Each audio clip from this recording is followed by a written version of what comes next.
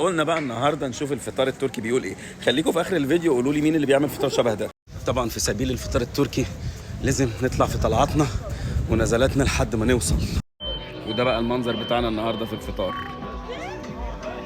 اللي هو المفروض بدأوا بيه. دي اول حاجه الشكشوكه اللي هم بيسموها هنا مينيمان، بس هنا الجو ده مصري خالص، يعني هو ده ما كانش موجود. انا جيت هنا من سنه يمكن ما كانش موجود. بعد كده بقى الموضوع الجبن، فين الجبن؟ لا هو الموضوع قل، الفطار قل بصراحه، ما كانش كده. بس الجبنه دي بقى اللي هي الحلويات زوم لي هنا من النبيل. وبعد كده حاطط لك كرواسون بس صغير قوي الكرواسون بصراحه. وهنا بقى اكتر حاجه انا بحبها اللي هو الحاجات الحلوه بقى، اللي انت تيجي بقى هنا الشمع بتاع العسل. المفروض ان كان في عسل تاني برضو بس مش عارف المنيو حصل فيه ايه. ودي القشطه. بصوا احنا خلينا نعد الجبن مع بعض، انا بحب الجبن. في الجبنه دي اللي هي مش عارف اسمها ايه، حلوم ولا ايه بالعربي او حاجه كده.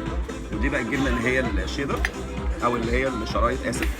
دي المفروض ان هي بتتصفى من الملح بس وكده. هو ده الفطار التركي ده. مين بيعمل زيه بقى عندنا؟